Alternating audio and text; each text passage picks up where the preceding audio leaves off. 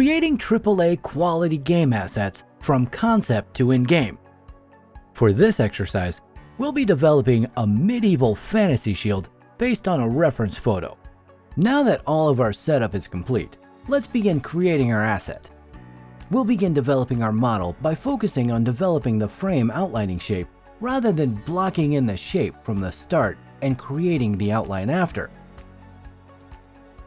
That being said, we'll begin by creating a cylinder. With the top part of the cylinder facing the camera, move it to closely align with the large C-shape area on the outline frame of your shield in the reference image. Next, duplicate the cylinder, which is the hotkey combination of Ctrl plus D, or it can be found in the Edit menu. Move and scale the duplicate to loosely align with the smaller C-shaped corner of the shield in the reference image. After that's complete, select the original cylinder and duplicate it once again. Move your newly duplicated cylinder to align in the center of the top section of your shield reference image. The top edge on your cylinder should align with the top edge of the shield in the reference. Now that all of our basic shapes are created and in place, we're now safe to skew, rotate, and reshape our cylinders to match the placement of the edge shapes in our shield reference image. While matching up your polygons to the image, be sure not to make the two side cylinders touch, so leave a bit of space between them like shown on the screen. Additionally, we'll be deleting all the polygons in the middle and on the right side of the center edge loop for all of our cylinders. So to keep the polygons consistent, use the center edge loop of your cylinder as the place to start and end the shapes of the side. Remember to try and match the shape as closely as possible by simply scaling and rotating the cylinder, then individually move the vertexes, edges, and faces to match it further. For those of you working in Maya and are new to it, holding down the right mouse button over a model gives you access to the different selection types for that model, such as vertex, edge, UVs, faces, and object mode. Conversely, you can also use Maya's assigned hotkeys to access these selection types. Press F8 for object mode, press F9 for vertex, press F10 for edges, press F11 for faces, and press F12 for UVs. Next, use the top cylinder to match the top outline of the shield in the reference. For this cylinder, we'll be deleting every polygon in the center, below the middle edge loop, and on our left-hand side, but use the middle edge loop as a stopping and starting point. Once we've properly outlined the top and curves on the side, we need to delete the center faces of all our cylinders, as well as all the faces on the left-hand side for our top cylinder, and all the faces on the right-hand side of the smaller cylinders. In Maya, you can convert a selected vertex, edge, or UV to select all its joining faces by pressing Ctrl and F11. Additionally, by double-clicking a selection type, you can select its corresponding type on that corresponding edge, face, or vertex loop. After we've completed deleting all our unneeded polygons, your model should appear like this. At this point, the lower two shapes should appear black when you're looking at them from the right-hand side. This simply means the object's normals are facing the opposite direction. To fix this, simply go to Mesh Display in your hotbox or in the menu at the top of your screen while in modeling mode and select Reverse under the Normals section. To display or hide your normals, simply go to the drop-down at the top of your screen marked Display, and under the Polygon submenu, find and select Face Normals. After you've got your normals facing the correct direction, align the vertexes of all three of your polygon objects so that their edge width in the side view matches up. Once we've aligned our vertexes on both the back and front, we need to combine our three meshes into one. To do this, while in object mode, select all three of your meshes, go to the Mesh drop-down menu in either your hotbox or top drop-down menu, then find and click Combine. Once your meshes are combined, select the parallel end edges of the top and middle cylinders then click Bridge, which will create a joining polygon in between the two edges. Next, bridge the middle and lower parallel end edges of the middle and lower former cylinder meshes. The bridge operation can be found in the Edit Mesh menu of your hotbox, or in the Edit Mesh dropdown in your title bar menus. Once we've joined all three meshes together, select the top 4 horizontal edges on the upper part of the shield mesh and perform a bevel operation. In Maya, holding Shift allows you to select multiple objects, faces, edges, UVs, or vertexes.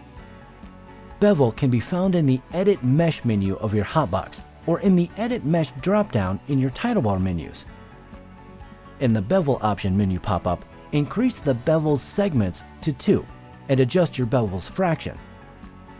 You can do this by holding and dragging the middle mouse button over that option's name, or by simply typing in a number in its text box. The fraction of the bevel controls how close together or far apart the edges in your bevel are. Additionally, by increasing our bevel segments, we can create additional edge loops within our bevel to smooth out the shape. Next, extrude the lower horizontal edge of your mesh to the lower halfway point on the shield reference. To extrude, hold Shift while the edge is selected. Then, while holding Shift, select and move the manipulator down in the negative Y direction. Alternatively, extrude can also be found and performed by clicking the extrude operation name in the Edit Mesh menu. Extrude twice more, lining the first edge halfway down and the second edge with the bottom edge of your shield reference. Next, using the Insert Edge Loop tool, create a horizontal edge loop on the bottom face of the model. The Insert Edge Loop tool can be found in the Mesh tools in your hotbox or upper drop-down menu while in the modeling menu set. Once you've finished creating your new edge loop, in order to create a softened rounded edge, select and bevel the newly created 3 lower horizontal edges. In the Bevel option menu pop-up, increase the bevel segments to 2 and adjust your bevel's fraction. Once we've finished setting our bevel to correctly represent our shield's lower shape, select the top face of the model. Then, while holding Shift, double-click the face on the bottom of the model. This should select all the faces in our shield model. In Maya, selecting a face, then double-clicking another face while holding Shift will select all of the faces along that edge loop. By selecting faces this way, we can assure that our typology and edge flow is correct. Despite the fact that our model won't be deforming, good edge flow and clean typology is a very easy way to determine and gauge a modeler's experience level and skill. This holds especially true for game artists, since the polygon count is one of the key factors of a game's ability to run smoothly on a given platform. Once you've got all your faces selected, extrude the faces and move them inwards by adjusting your thickness to a negative value. Thickness, like the name implies, controls how far or wide we'd like our extrudes to be. At this point, our model should now be a fairly accurate representation of the golden frame of our shield. Since we adjusted our thickness to the negative, your model may now appear all black. Like in our cylinder earlier, this simply means our normals are facing away from us. To correct this, simply select the model, then go to Mesh Display and find and select Reverse in the Normals submenu. Now that normals are correct, we can now take the time to alter, correct, or exaggerate any of the features in the shield's outline by modifying our vertices, faces, and edges. While making your modifications, keep in mind, at the current moment, our shield is flat, but will be slightly curved with the sides slightly inwards upon our model's completion. For those using Maya, turning on the Transform constraint in the Modeling Toolkit menu is a fast and efficient way to move and adjust your edges and vertices while maintaining your shape.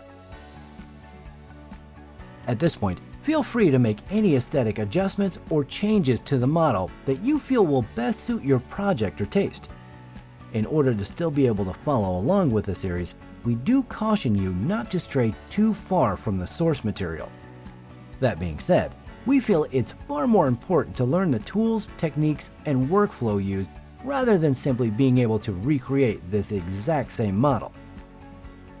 At this point, we can also add or remove any horizontal edge loops to help better achieve the correct shield outline shape.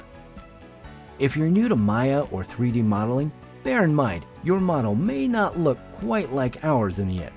Whether it turns out better or not quite as good as you expected, the main purpose of this course is to look at the tools and techniques being used and integrating them into your workflow.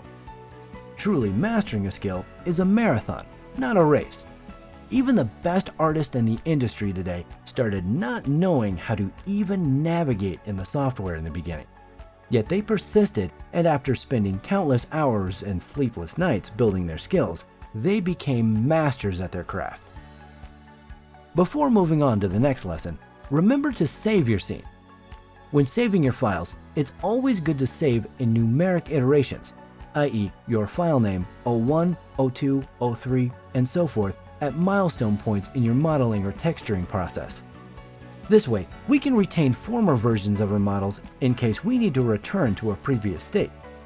Additionally, these files act as a backup in case our data gets corrupted or our final file is lost or erased. Now that we've got the outline frame of our shield, let's continue developing our shield asset by developing the middle frame and the inside of our shield. We'll do that next, so be sure to join us in the next lesson.